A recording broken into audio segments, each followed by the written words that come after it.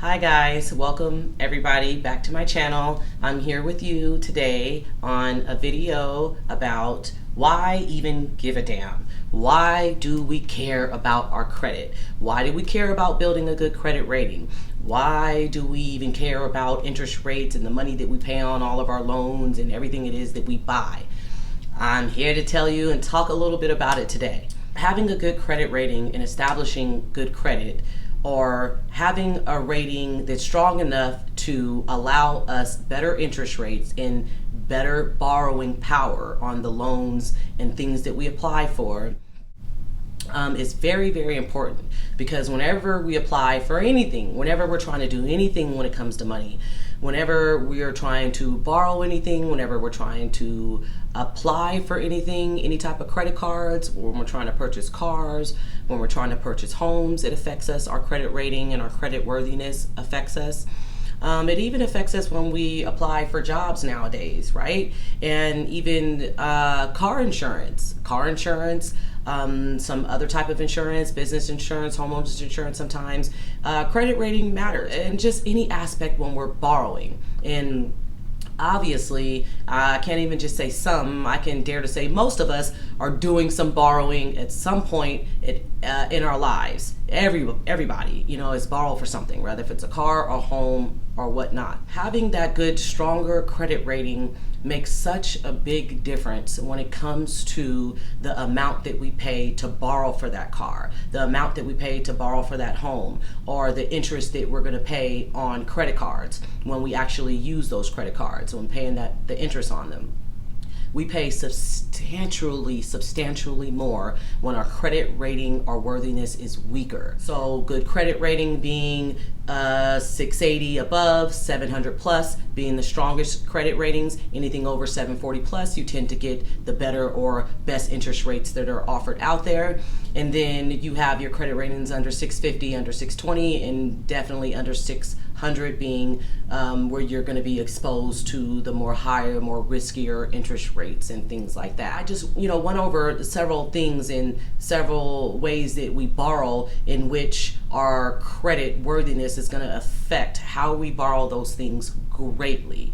And the thing is the average person doesn't understand how that 10% or 15, even 20% difference in an interest rate on a credit card, or 1-2% difference on an interest rate on a home loan, this $300,000, $400,000, $600,000 home loan, is going to vary greatly in the amount of money that we're spending for that loan or to borrow that money. If we sit down, which is a really smart way to be financially educated about what it is that you're doing or about what it is that you're paying on your credit card, your car, and your home. If you sat down and you configured this 10% difference in an interest rate as opposed to what is being offered if you had a stronger credit profile, as opposed to not having a credit profile.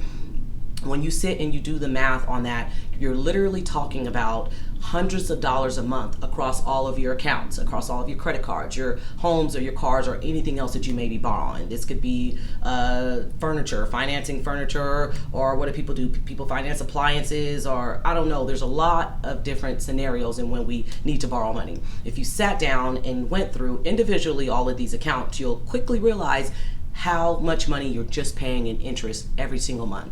So this is the hugest reason as to why we give a damn. And credit just gives us, options. It gives us leverage. It gives us power, negotiating power when it comes to our interest rates. And like I said, the amount of money that we pay to borrow. And it also gives us the freedom to be able to do those things, to be able to buy those things. And like I said, buy them at a lower cost.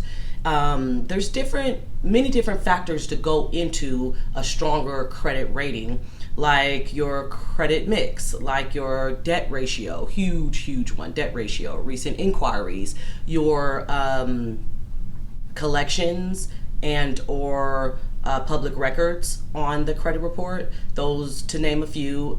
Your payment history, really huge. And I think I already said recent inquiries. There's many different factors that go into building and establishing a good, strong credit rating.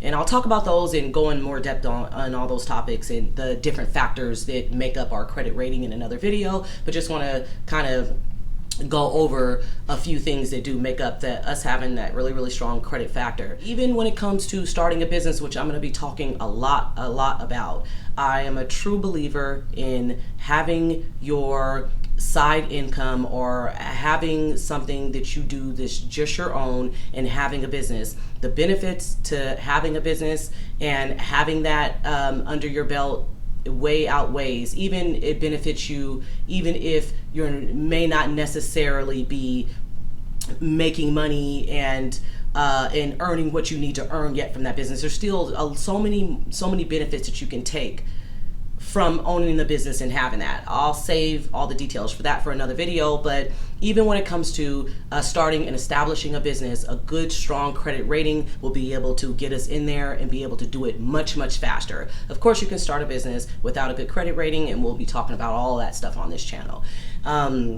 But it's just one other avenue and one other thing that just gets us to be able to get things done and get it done a lot easier and a lot more efficient in life. I would challenge you all to try to think about and think about how much money you're paying every month in interest and on your credit cards, in interest on your car loans, maybe if you already own a home. And see, what your interest rate is compared. Have you already refinanced and took advantage of the lower rates for today? If not, go in there and see how much are you paying every month in interest. How much do you pay every year in interest? And add that up for your credit cards, add that up for your car. If you are in a position to where you could refinance your home or get a better interest rate on your car, or call the banks and try to get better interest rates on your credit cards, I would highly, highly advise you to do that. So go through, see how much you're paying on a monthly basis, see how much you're paying on a yearly basis, and see if there's any way that you can save yourself, or applying for maybe a lower interest credit card and moving some of your debt to that lower interest or no interest, which so many different credit cards give you nowadays, introductory rates on credit cards, or introductory 0% balance transfers, or introductory rates on new purchases, or 0% balance transfer fees for 6 months or a year and a half. So maybe by looking at some of your other credit cards, seeing how much you're paying in interest and stuff, you'll find some ways and you'll see how much money you really are paying every month. And it's just a drastic difference. If you're paying 20% on a credit card and you have a $5,000 balance, I mean, that's $1,000 a year. Divide that, $1,000 by 12, and I don't know, what is that? Somewhere around 80. I don't know. I didn't do the math. That was off the top of my head. You gotta excuse me. I don't have a calculator. Excuse me, guys. But anyway, you know what I mean. It's expensive. It's really expensive. So we don't want to waste money in any area of our life. And that's gets me to my final point. We really, really, really have to change our mind frame around wasteful spending. And one of the number one means of wasteful spending is the interest that we pay on the money that we borrow, because everybody's always getting into more debt. I'll be talking about like avoiding debt, reducing debt, and all of these kind of different topics and stuff on this channel.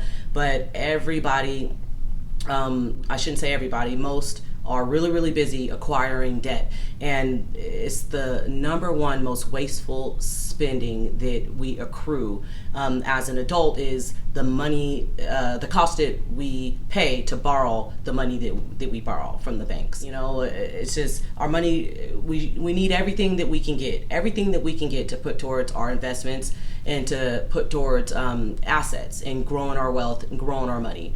So I challenge you, definitely figure out what you're paying and how you can save there. And that's definitely like my number one tip in, getting your finances under control and getting to a better credit profile.